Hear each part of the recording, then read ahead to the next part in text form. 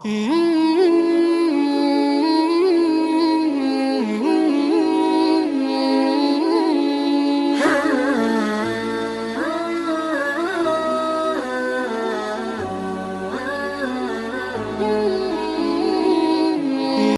kula itu karena hidup dengan istri saya sama anak saya. Jadi yang ngurus anak saya sendiri.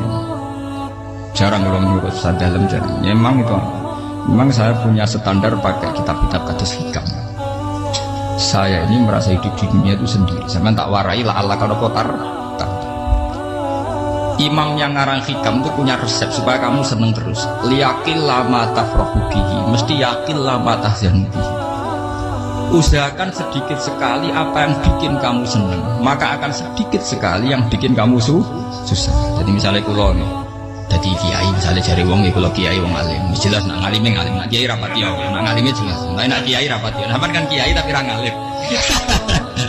Nah kulo nak ada wong alim malah beli ya jelas, nak kiai rapati ya, kulo rapati nurut, tapi aturan masyarakat rapati nopo. Nah sampean kiai tapi orang nopo ngalim. Ya betul. Enggak, ini memang bedanya jauh. Ya mungkin lebih kiai sampean. Cara derdek-derdek dongo meyakinkan sampean. Tapi cara artine dongo piye paham aku. Lha boten iki nyata, tapi rasa tersinggung napa barang-barang napa. Nah, kalau sering ditakoki kiai-kiai misal, resep napa jenis? Jenengan ra tau susah, dal kita ra tau wiridan atau mau sisik. Resepnya ilmu itu gini kata hikam. Ulama yang kayak hikam tuh pernah ngarang kitab tuh saking syukurnya entah saking angkuhnya terserah komentari. Kamu harus yakin bahwa di sisa hidup Anda itu tidak akan maksiat lagi.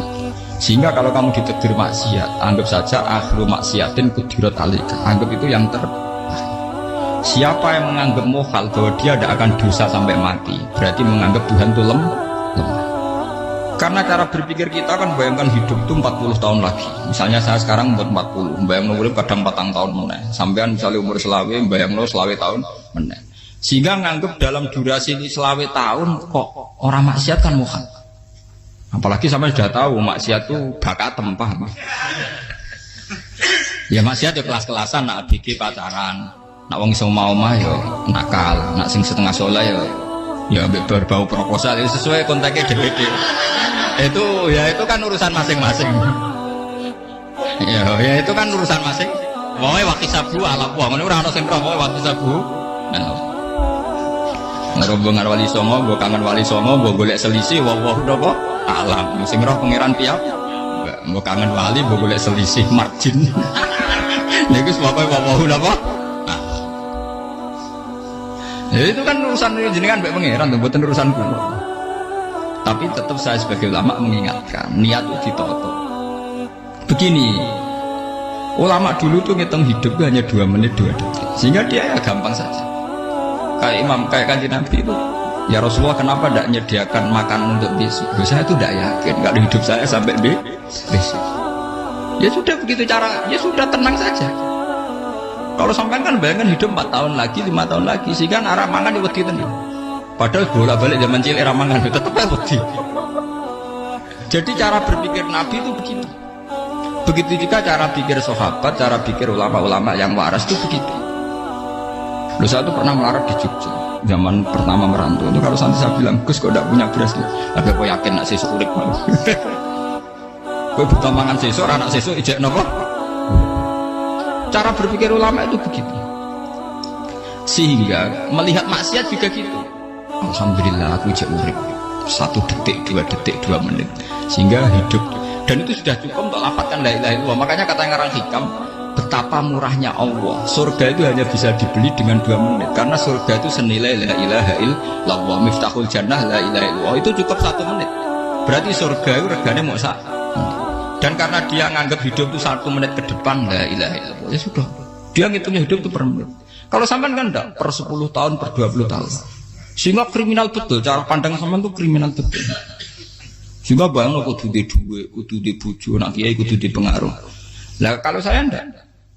Saya meskipun tidak sehebat itu, tapi mewarisi keilmuan mereka. Jadi misalnya saya jadi ulama, itu bayang dong, di santri masih Islam, pokoknya ke Ahmadiyah ya gitu saja. Ya pokoknya ya sudah gitu. Orang bayang santri sing kampinan takwa khusuk salam tempel demen gelo, demen apa? Lo tanyakan santri-santri saya itu mungkin belum pernah nyuruh istri saya bikin kopi. Bisa dihitung. Karena saya itu sederhana saja. Misalnya saya pergi dari Jogja, ini yang nyata sama. Bayang no bujo gue semaca, bawa no kopi, buka no lawang malah kecewa. Seperti umumnya orang kan gitu. Semerantau ada bayang no bujo gue nyambut, tiga no kopi, digodok no banyu hangat, teman. Bareng teko bujo no wangap, kukur-kukur. Karena tarifnya dia ideal, maka mudah kecewa kalau itu tidak terjadi. Nah, kalau buatan sebaiknya kalau Jogja, ibu-ibu cek utuh Islam, nak sholat 5 bulan ya sudah gitu. Pakai standar-standar yang minimalis. Saya dari rumah nggak sampai ngaji ya, pokoknya ya melek, ya sudah nak sholat 5 apa, mulanya sudah gitu. Andai kan saya pakai standar maksimal, maka akan mudah kecewa. Rasulullah juga begitu. Rasulullah itu ngadepi Sayyidah Aisyah itu ya begitu, ngadepi Hasan Husain. Sehingga tidak ada cerita Nabi mudah kecewa gitu. Karena Nabi bayangkan anak istrinya itu ya minimalis sekali, urusan dunia maksudnya minimalis. Misalnya Nabi pagi-pagi tanya, ya Aisyah apa ada sarapan? Enggak ya Rasulullah, ya ikan asumkan itu saya puasa. Kalau sampean usul-usul lah juga no kopi om wedok opo, itu kan repot. Muni-muni itibak sunnah Rasul tapi tidak pernah sampai mendekati sunnah nopo Rasul. Sehingga ya tenang saja Nabi. Saya tuh alhamdulillah bisa niru dalam gitu-gitu tuh bisa. Makanya ini kiai muda paling enjoy.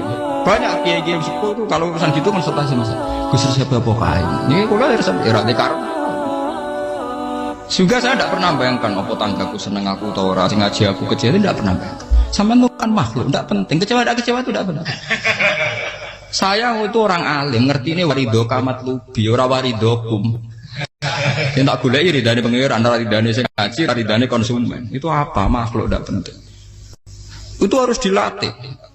Harus apa? Sehingga orang tuh kalau biasa sholat, maksudnya biasa takluk be Allah, mesti la Allah katardo, mesti gampang puas. Karena dia iktifak ngalap cukup be Allah Subhanahu wa ta'ala.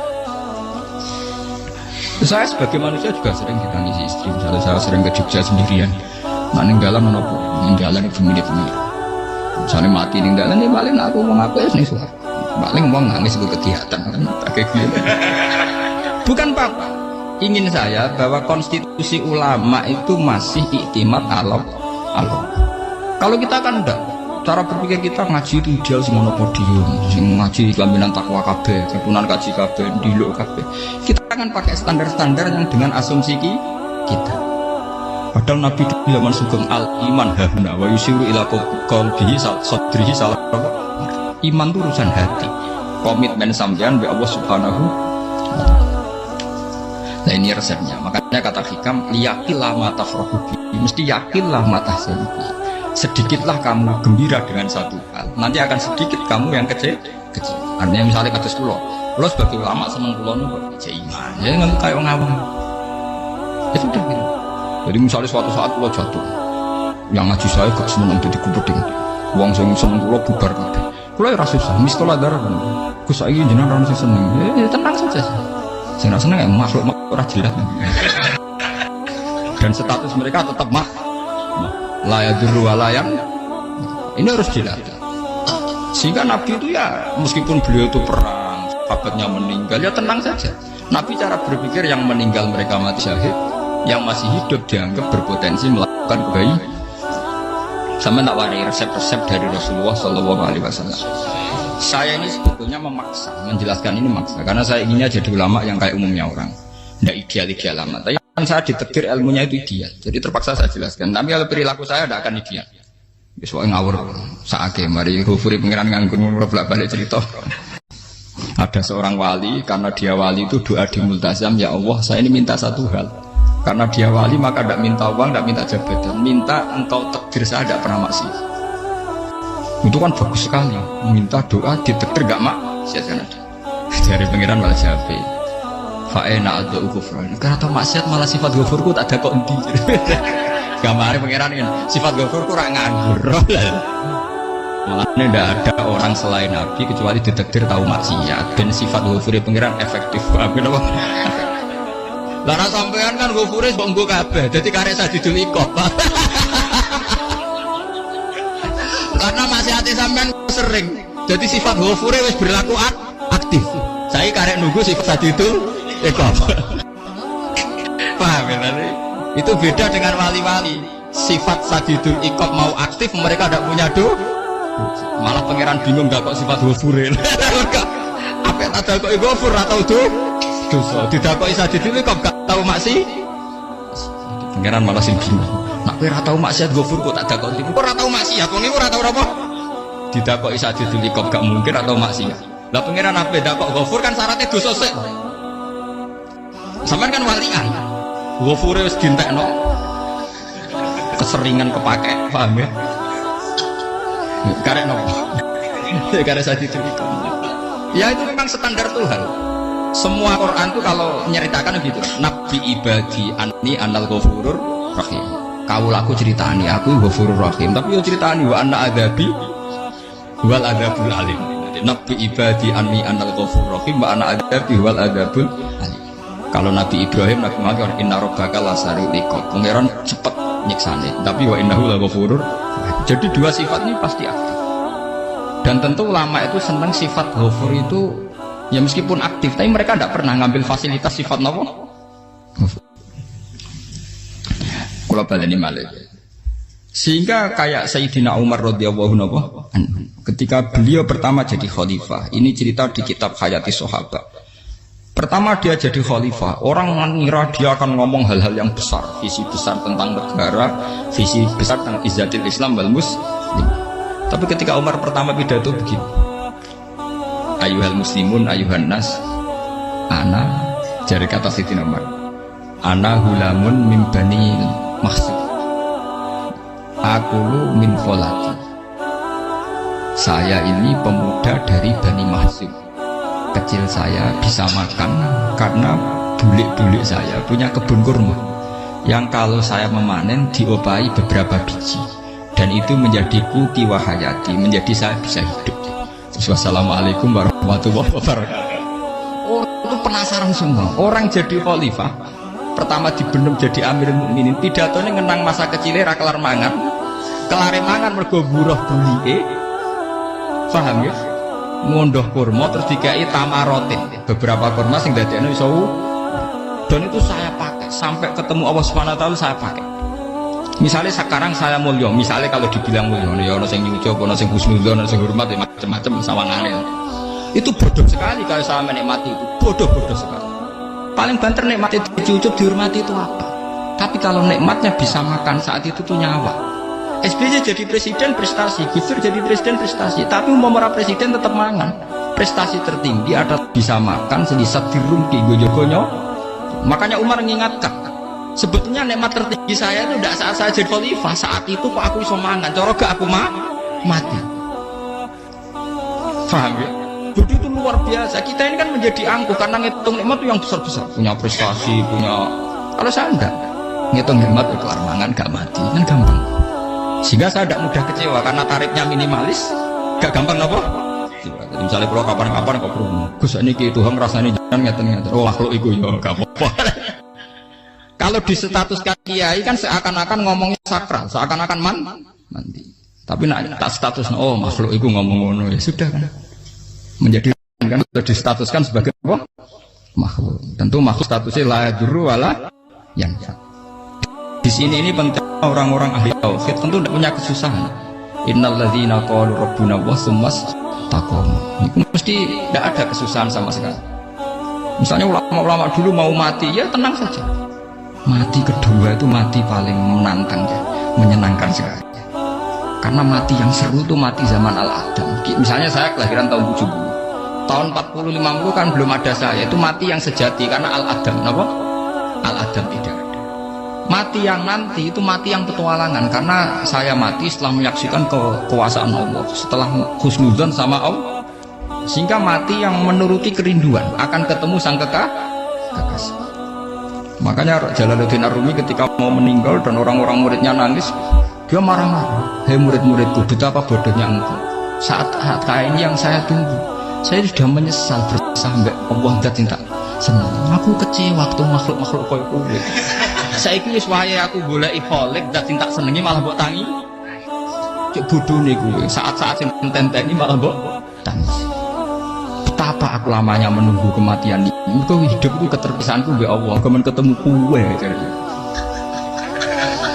Mulane Jalaluddin Rumilah yang mengistilahkan mati itu malam pengantin.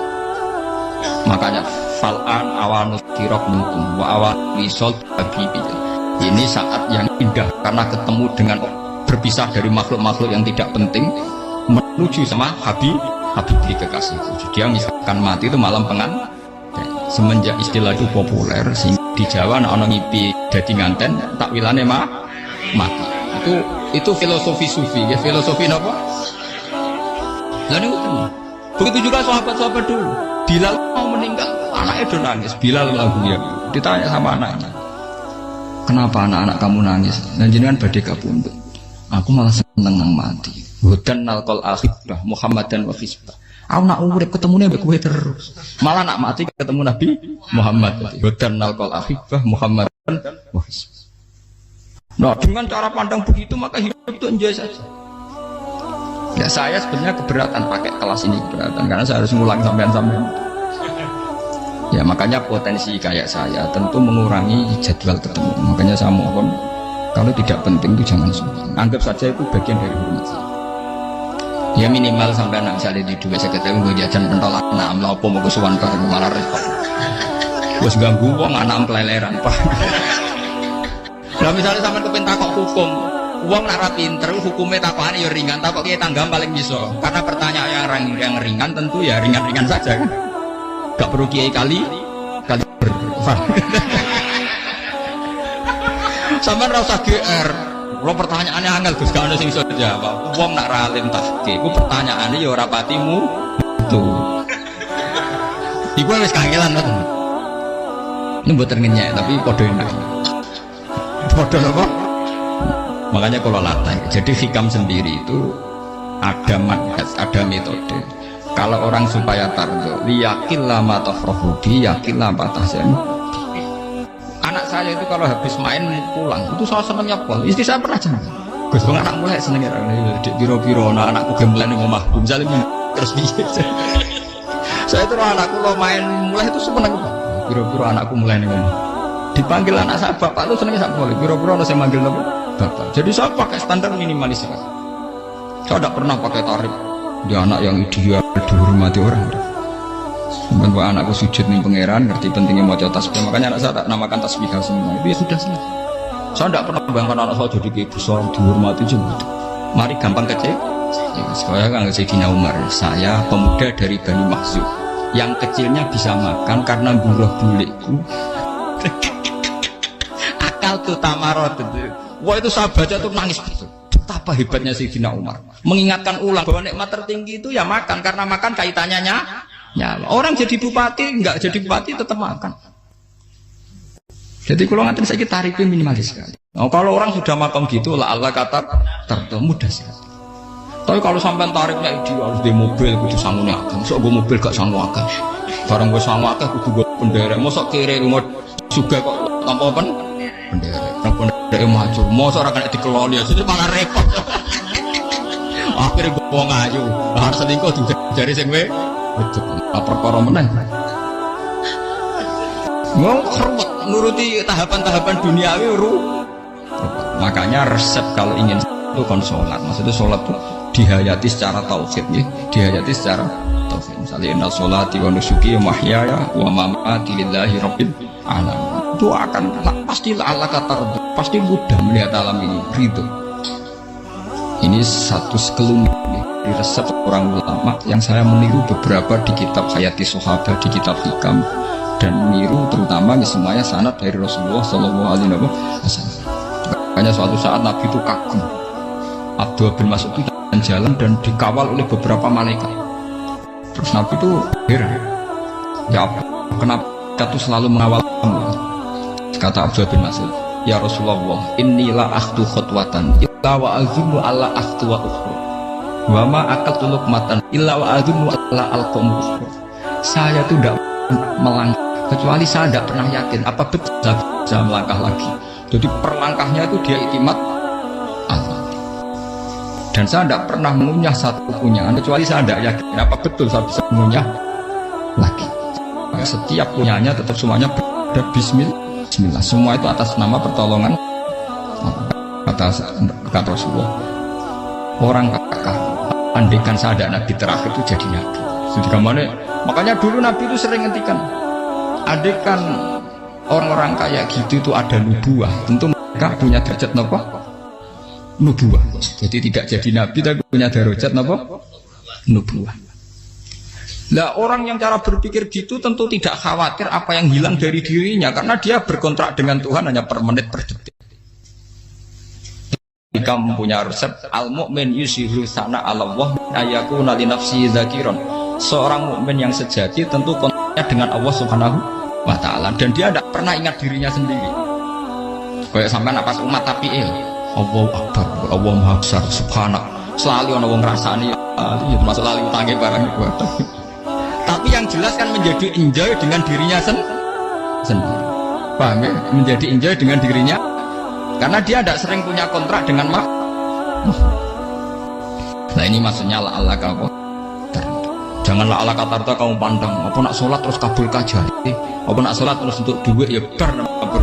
Karena cara pikir iso aja nak duit ya. Dan ini resep ya. Dan resep ini dari ulama-ulama yang istinad ila Rasulullah sallallahu alaihi wasallam. Karena kalau Nabi itu memang cara pandang. Aisyah itu pernah ditanya, ya Aisyah, saya ini ingin makan apa yang dari sahabat ini masih. Wah ya Rasulullah sudah habis karena tak kasihkan tetangga. Itu Nabi tidak marah-marah, malah bilang kamu benar Aisyah, biru yang kamu kasihkan tuh yang masih. Kau nak daging dipangan dewe kadang nuruti nafsu, nak dikekno wong sudah kau nuruti perintah pengen. Jadi kanjeng Nabi beneran Aisyah dagingnya mijek. Mau kalau nanti yang malah ijek, sing bogo sudah kau malah sing ijek.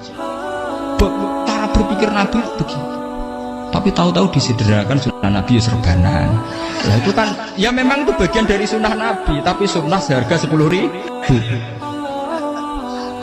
Paham ya? Dia monggo mawon sampean sunnah Nabi serbanan gitu, tapi itu sunnah yang bisa dibeli dengan murah. Hakikatnya sunnah Nabi itu rata-rata bentuknya perilaku. Napa? Sampean delok dawuh Aisyah, tengene tiba berjanji. Kana khuluquhul Qur'an wa shimatuhul ghufran yansahu lil insan wa yafsahu fil ihsan. Wa ya'fu 'anil dzambi idza kana fi haqqihi wa sababi. Kana khuluquhul Qur'an, nabi ku akhlak dasare wis kaya Quran plek. Urusane akhlak. Wa shimatuhul ghufran, ciri utama sifatnya nabi gampang nyepuro. Yansahu lil insan. Dan nabi punya niat baik pada seluruh manusia. Wa yafsahu fil ihsan, sering melakukan ihsan. Lah nek sunah nabi ngoten kan luwih sering kula Quran ya wis hafal mulan. Wasimatu ghufran kula gampang nyepuan sampean ngaji angop ora tau amuk. Yang sahulil insan kula bedina nasi tiyang mulan. Wa yafsahu fil ihsan tak ge gampang. Kula mulan ora tau. Itu sak ngene kudu podilum kudu wong dilo ya. Pokoke akhir kiamat dia ya medhen mulon ya sudah. Loh itu kan dawuh Aisyah ketika ditanya kaifa kana khuluqu Rasulillah. Dan itu semua dijawab oleh akwal, oleh sebuah perilaku. Tidak ada Aisyah jawab nganggo atribut. Oh Nabi itu jubahan, serbanan, tidak ada itu. Memang itu sunnah ya, satu itu sunnah kan jangan salah paham ya. Tapi itu sunnah yang tidak dijawab oleh Aisyah. Sunnah yang sampean jawab sendiri paham. Aisyah yang istrinya Rasulullah ketika ditanya kaifa kana khuluqu Rasulillah, dia jawab kana khuluquhul Qur'an wa simatuhul ghufran yansahu lil insan wa yafsahu fil ihsan. Semuanya akwal wa ya'fu 'anil dzambi idza kana fi haqqihi wa sababi wa idza dia haqqu wa lam yakun li ahadi mar'ahu badihatan haba wa idza ta'ahul miskinu ajaba yaqulul haqqa walau kana murra wa la yu'miru lil muslimin bisaw walad. Semuanya itu akwal. Satu perilaku sosial. Saya ngakui kalau serbanan sunnah. Ya saya ngakui. Tapi sunnah plus karena saya mewakili yang akwal tadi yang apa? Lah mungkin untuk sampeyan, monggo kalau untuk ngisi sunnah. Tapi mbok ya adil itu. Ini bukan kritik mboten nggih. Yang meyakini serban sunat kan sudah banyak dan itu bagus. Tapi cobalah juga meyakini ahwalu Rasulillah. Makanya man sanna sunnatan itu rata-rata ulama maknani siapa yang ikut sunnahnya Nabi. Rata-rata ulama nafsir ahwalu Rasulillah wa af'alu, perilaku sosial Rasul. Makanya terusannya wa idza da'ahul miskinu ajaba. Kalau dipanggil orang miskin ya datang. Ya maksudnya ada harus orang miskin manggil pas resepsi kawin boten. Misalnya ana wong melarat kuwi di sepeda motor, wong melarat iki yo ngeterone puskesmas ya mbok terno. Wong melarat loro yo nukono misale apa minyak kayu putih mbok tekan. Ora kok ngerti-ngerti mbok musan walimatul urus sing wajib piye. Payah. Dolan wajal miskin aja be ora ana hadise urusan walimatul urus mboten. Kalau orang miskin manggil ya dalam riwayat hadis ya Nabi sering dipanggil orang miskin. Ya Rasulullah, mbok datang ke rumahku, ada apa? Terus ya Nabi, saya tuh ingin rumahku sing elek jenengan nanti sholat mriku. Ya Nabi datang ya sholat saja ya ada jaman. Fi ayyi makanin aradta an tusalliya fi. Kamu di tempat mana kamu seneng sholat? Teng mriki ya Rasul. Ya Nabi sholat. Sing ngundang ya waras pisan. Kenangan mek Nabi kok mae dienggo sholat Nabi. Sampeyan tahu tanggung kiai kon sholat. Kon promosekno anakmu iku Pak. Kiai cuma nunggu kersane ketampi PNS. Padahal kiai ini dia anak era PNS. Kalau dulu kan sahabat ngundang Nabi itu ya gitu. Rasulullah, saya itu ingin sekali engkau sholat di rumahku. Fa'atakhidahu musollan. Kemudian tempat yang pernah engkau sholati mau tak pakai musola pribadi. Makanya masjid kiblat itu rumahnya sahabat. Karena dulu Nabi pernah sholat di satu tempat. Adalah ono perintah tahlilul kiblat itu di rumahnya sahabat. Sahabat dulu itu ngaturin Nabi itu kenanya ingin Nabi pernah sholat di situ. Nah, ilmu ngeten ini muntah. Ya untungnya enten kula, dadi ono sing eling-eling. Nah, teman kudu syukur. Ya artinya syukur ya. Orang kayak saya itu tidak usah sampean dikte-dikte ngikuti hukum adat. Kalau ngoten sampean gelo mergo kula ora iso teko, kula ya gelo perkarane ulama kok mbok atur. Makanya saya sering guyon cerita saya itu kalau di pasar Pandangan dulu itu anyaran boyong sering di pasar ditanya sama Gus wong alim kok di pasar piye aneh tuh ya aneh kuwi aneh piye bodohnya wong alim. Kadang masyarakat itu tidak sadar keanehan dirinya sendiri. Mereka enak saja merasa kalau orang alim ke pasar itu aneh. Mereka tidak sadar orang bodohnya wong alim ya aneh. Enak saja mereka mikir sepi. Faham ini supaya sampean la Allah kan apa tar. Makanya untuk Rasulullah, Nabi itu sering ngendikan nek ana tamu hormati. Tapi etika mertamu di Rasulullah itu walakin idza du'aitu. Mertamu Nabi itu perlu ditimbang. Walakin idza du'itum du'iya mabni majhul. Ketika kamu ditimbali fatwa. Jadi ya ayyuhalladzina amanu la tadkhulu buyutan nabiyyi illa ayyudzana lakum. Jadi untuk sowan Nabi itu nunggu dipang. Ya, meskipun sahabat tuh rindu Nabi, tidak berani sowan ke dalamnya Nabi. Kalau ingin ketemu Nabi di barengno pas sholat jamaah, karena Nabi pasti keluar di mas. Andai kan Nabi nerima tamu di rumah, ora sido dadi Nabi. Pamen nopo tamu.